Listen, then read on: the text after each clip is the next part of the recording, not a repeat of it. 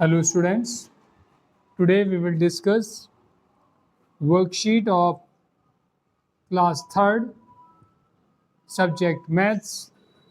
Worksheet number is B3.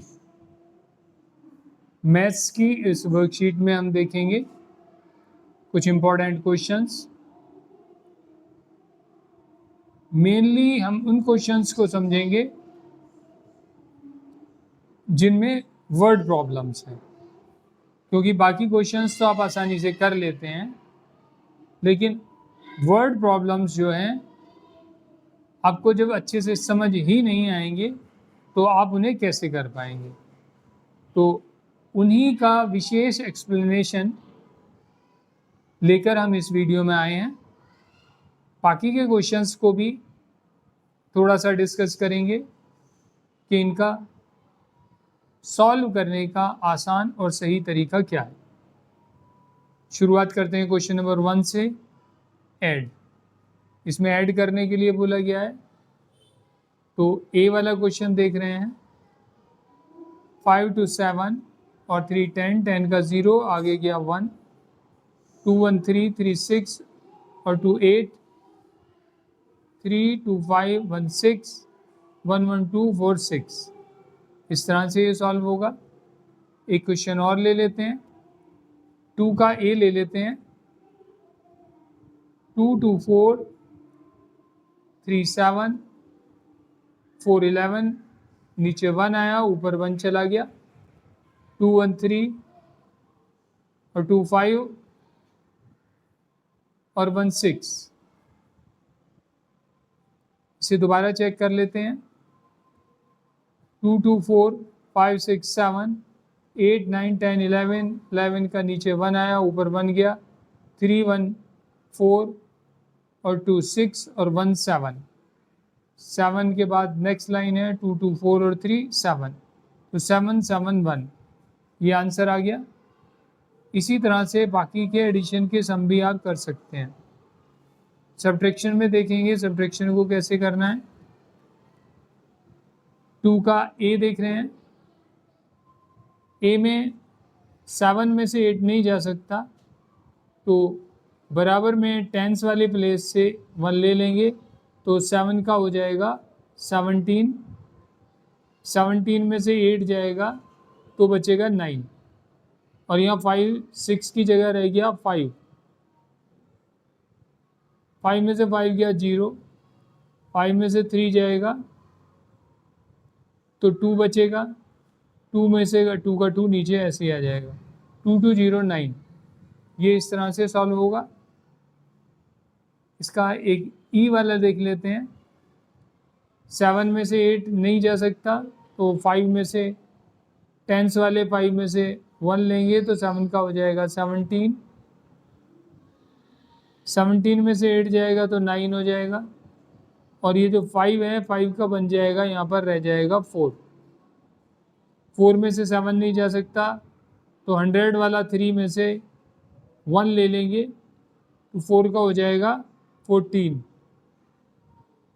14 में से 7 जाएगा तो बचेगा 7, यहाँ 2 है, 3 की जगह रह गया यहाँ पर 2, 2 में से 2 गया 0, 1 में से 1 गया 0। इस तरह से 79 आंसर आ जाएगा। इसी तरह से बाकी के क्वेश्चंस भी आप खुद से कर सकते हैं। मल्टीप्लाई देखेंगे, मल्टीप्लाई में 126, इसमें से 12 का मल्टीप्लिकेशन होना है, तो एक वंस पे जो है पहले 2 है, इससे मल्टीप्लाई करेंगे, तो 2 से करेंगे, 2 6 जा 12, 12 का 2, आगे गया 1, 2 2 जा 4 और 1 5 और 2 1 जा 2, तो 2 5 2 आ गया। 1 से मल्टीप्लाई करेंगे 126 को, तो 126 ही आ जाएगा। ऊपर वाली लाइन में दूसरी लाइन, दोनों लाइनों को प्लस करेंगे, 2 का नीचे 2, 5 6 11 का 1, आगे गया 1, 2 2 4 1 5 और 1 का 1, तो 1512। इस तरह से मल्टीप्लिकेशन इसमें हुआ। और बाकी के मल्टीप्लिकेशन के जो सम हैं 13 से मल्टीप्लिकेशन करना है, 14 से और 15 से। इसमें भी पहले 3 से करेंगे, फिर 1 से, पहले 4 से करेंगे, फिर 1 से, फिर 5 से करेंगे, फिर 1 से, और दोनों लाइनों को प्लस कर लेंगे तो हमारा आंसर आ जाएगा। क्वेश्चन नंबर 4 देखेंगे। Right division facts. Division facts को बताना है। डिवीजन फैक्ट्स ये है, 15 का 3 से मल्टीप्लिकेशन हुआ तो 45 आया, 8 का 4 से मल्टीप्लिकेशन हुआ 32 आया, 7 का 8 से मल्टीप्लिकेशन हुआ 56 आया, 9 का 5 से मल्टीप्लिकेशन हुआ 45 आया। तो अब डिवीजन फैक्ट्स बताते हैं। इसमें क्या होता है, जो आपका आंसर आता है उसे पहले लिख लेते हैं। यहाँ पर 45 है, 45 में से जब 15 को डिवाइड करेंगे तो दूसरा आ जाएगा 3, और 45 को 3 से डिवाइड करेंगे तो आ जाएगा 15। तो ये है डिवीजन फैक्ट्स। जब दो नंबर्स को आप मल्टीप्लाई करते हैं और आपका आंसर आता है, तो जब आपके आंसर को पहले नंबर से अगर आप डिवाइड करेंगे तो दूसरा आएगा, दूसरे नंबर से आप डिवाइड करेंगे तो पहला आएगा। ये होता है डिवीजन फैक्ट्स। इसमें भी पहले और दूसरे नंबर का जो मल्टीप्लिकेशन है उससे आंसर आया है, और आंसर को जब पहले नंबर से आप डिवाइड करेंगे दूसरा आएगा, और दूसरे नंबर से डिवाइड करेंगे तो पहला आएगा। सेम इसी तरह से जो आपका आंसर 45 है, उसे पहले 9 से डिवाइड किया तो 5 आया, और जब 5 से डिवाइड करेंगे तो 9 आएगा। तो ये होता है डिवीजन फैक्ट्स। आई होप आपको ये क्वेश्चन समझ में आ गया होगा। अब देखते हैं 5 number, do these sums. In sums को करना है। इसमें पहले में 58 में 27 को प्लस करना है, 58 में 27 को प्लस करेंगे तो इसके लिए तरीका ये है, वंस वालों को प्लस करेंगे पहले, 7 और 8, 8 7 होता है 15, 15 का 5 आ गया, आगेगा 1, 5 और 2, 7 और उसमें 1 प्लस करेंगे तो 8, इस तरह से 85 आ जाएगा। एक और करके बता देते हैं। इसमें 26 है, दूसरा 46 है। पहले 6 में 6 को प्लस करेंगे तो 12 आ जाएगा, तो उससे 2 आएगा, 1 आगे चला जाएगा, 2 बचा, 2 और 4, 4 to 6, उसमें 1 प्लस किया तो 7 आ गया। ये हो गया 72। इसी प्रकार से नेक्स्ट क्वेश्चन को भी आप प्लस कर लेंगे। एक बार सब्ट्रैक्शन का क्वेश्चन देख लेते हैं। सब्ट्रैक्शन में 265 से 93 को माइनस करना है। तो 5 में से 1s पर 5 है, इधर 1s पर 3 है, तो 5 में से 3 जाएगा तो 2 बचेगा। उधर 10s में 6 है, इधर 9 है, 6 में से 9 नहीं जा सकता, तो 6 का हो जाएगा 16, 16 में से 9 जाएगा तो 7 बनेगा, और 2 का यहाँ पर क्योंकि 1 बोरो हो चुका है तो उसका बचा, फिर 1 बचा हुआ 1 इधर आ जाएगा, तो हमारा आंसर आ जाएगा 172। इसी तरह से बी और सी को भी आप कर लेंगे। कोई भी क्वेश्चन अगर समझ नहीं आता है तो उसे आप पूछ सकते हैं। Question number 6, fill in. खाली जगहों को भरना है। 4 का जो 5 का मल्टीप्लिकेशन होता है वो ही 5 का 4 का होता है, क्योंकि 4 5 जा 20 होता है और 5 4 जा भी 20 होता है। इसलिए जब दो नंबर्स का मल्टीप्लाई होता है, पहले को दूसरे से करें या दूसरे से पहले को करें, आंसर सेम होता है। इसी प्रकार से 8 से 6 को करेंगे या 6 से 8 को, आंसर 1 आएगा। 9 से 8 को करेंगे या 8 से 9 को, आंसर 1 आएगा। 7 से 10 को करेंगे, 10 को 7 से करेंगे, आंसर 1 आएगा। इसी प्रकार से 8 1 जा 8, 25 1 जा 25, 1 9 जा 9, 1 12 जा 12। इस तरह से जो भी फिल इन द ब्लैंक्स हैं वो हम कंप्लीट कर सकते हैं। क्वेश्चन नंबर 7 में देखेंगे, divide and check the answer. पहले नंबर्स को डिवाइड करना है और फिर आंसर को चेक करना है। एक देख लेते हैं, 2 से 24 को डिवाइड करना है। जब 2 से 24 को डिवाइड करेंगे तो हमारा क्वेश्चन आएगा 12। तो क्वेश्चन को चेक करने का तरीका ये है, जो डिविडेंड है यानी कि जिसे डिवाइड किया जाता है उसे डिविडेंड बोलते हैं, वो बराबर आएगा क्वोशेंट और डिवाइज़र के मल्टीप्लिकेशन के। ये क्वोशेंट है और ये डिवाइज़र है, इन दोनों का मल्टीप्लिकेशन उसके बराबर आएगा। तो 12 2 जा 24, तो 12 का 2 का मल्टीप्लिकेशन 24 के बराबर आएगा। इसी तरह से बी और सी को भी कर लेंगे। इसमें थोड़ा सा और बता देते हैं। बी में देख लो, डिविडेंड है आपका 69, कोशेंट और डिवाइज़र को मल्टीप्लाई करेंगे तो आपका डिविडेंड आ जाएगा, यानी कि 23 और 3 को मल्टीप्लाई करोगे तो 69 आंसर आ जाएगा। नेक्स्ट क्वेश्चन में भी ऐसा ही है, डिवाइड कर लेंगे। डिवाइड करने के बाद आपके पास डिविडेंड आपके पास 84 है, कोशेंट आ गया 21, डिवाइज़र है 4, डिवाइज़र को और कोशेंट को मल्टीप्लाई करेंगे तो 84 आ जाएगा और यही हमारा आंसर है। Divide and check the answer, same इसमें भी वही है, डिवाइड करना है और आंसर को चेक करना है। अब वर्ड प्रॉब्लम्स हैं। वर्ड प्रॉब्लम्स में स्टूडेंट्स को दिक्कत आती है क्योंकि वो इसे रीड करने के बाद अच्छे से समझ नहीं पाते। अगर आप इन वर्ड प्रॉब्लम्स को ठीक से समझ लेंगे तो आपको इन्हें सॉल्व करना दूसरे क्वेश्चंस के मुकाबले में आसान रहेगा। समझ लेते हैं। ए नंबर को पहले समझेंगे। Super express has 624 seats.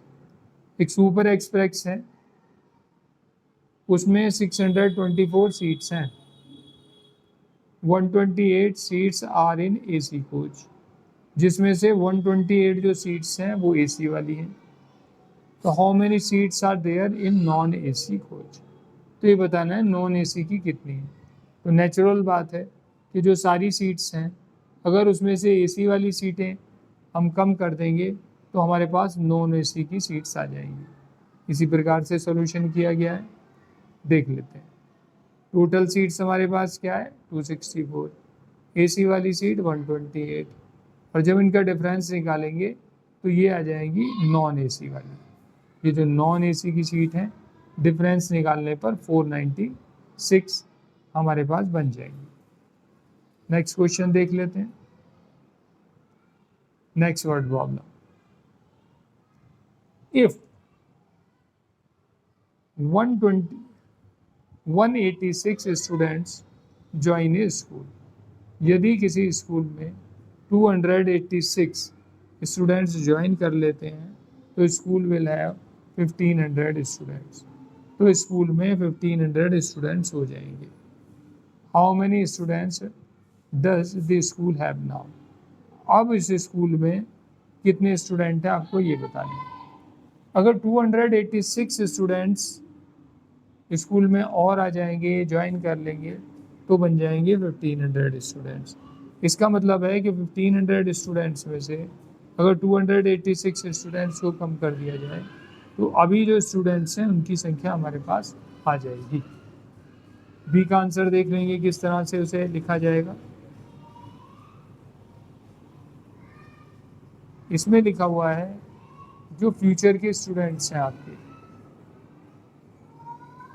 जो भविष्य में स्टूडेंट्स हो जाएंगे वो हो जाएंगे 1500। कब हो जाएंगे, अगर नए स्टूडेंट आ जाएं 286। और अभी कितने स्टूडेंट्स हैं, अगर फ्यूचर वाले स्टूडेंट्स में से आपके स्टूडेंट्स को कम कर दिया जाएगा तो वे स्टूडेंट्स आ जाएंगे जो अभी हैं, क्योंकि अभी जो स्टूडेंट्स हैं वो हैं 1214। और अगर 286 स्टूडेंट और आ जाएंगे तो स्कूल में भविष्य में 1500 स्टूडेंट्स हो जाएंगे। इस तरह से इसे एक्सप्लेन किया जाएगा। नेक्स्ट क्वेश्चन देखते हैं। सी,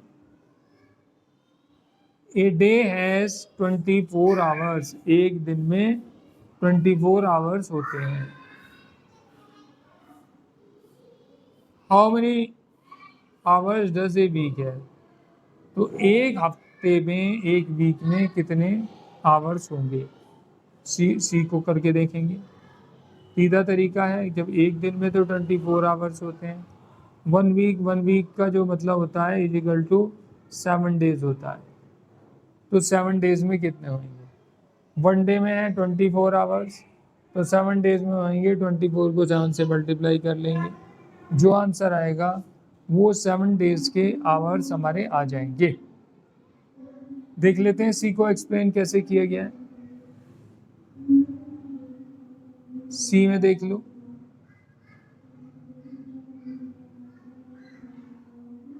वन डे में 24 आवर, वन वीक में 7 डेज, तो आवर्स जो आएंगे वन वीक में वो आएंगे 24 को 7 से मल्टीप्लाई कर देंगे, और इसका जो आंसर आएगा वो आएगा 168। डी को समझ लें। डी के बारे में क्या बताया जा रहा है। पियाज school was closed for 45 days. पिया का जो स्कूल है 45 डेज के लिए बंद हो जाता है फॉर समर हॉलीडेज, जिसमें कि समर की हॉलीडेज है। Every day she did 6 sums, रोजाना वो जो है 6 सम्स को करती है। तो how many sums did she do during the holidays, तो सारे मिला के वो कितने सम्स कर लेगी छुट्टियों में। तो बहुत आसान है, टोटल जो छुट्टियां हैं वो 45 डेज की हैं, वो जो सम कर रही है वो 6 कर रही है एक दिन में। तो 45 डेज में जो होंगे सारे सम, 45 को 6 से मल्टीप्लाई कर देंगे तो हमारा आंसर आ जाएगा। देखते हैं कैसे एक्सप्लेन किया जा रहा है इसे। डी, पिया का स्कूल है वॉज क्लोज फॉर कितने दिन के लिए, 45 डेज के लिए। She did sum each day, हर डे वो कितने ही सम कर रही थी 6, तो टोटल सम कितने होंगे 45 को 6 से मल्टीप्लाई कर देंगे तो आ जाएगा 270 सम। ये सम है जो वो छुट्टियों के दिनों में कर लेगी। वीडियो को थोड़ा छोटा बनाने के लिए जो अगला 9 नंबर क्वेश्चन है इसकी वर्ड प्रॉब्लम्स को हम सेकंड पार्ट में लेंगे। नेक्स्ट वीडियो तक के लिए थैंक यू वेरी मच।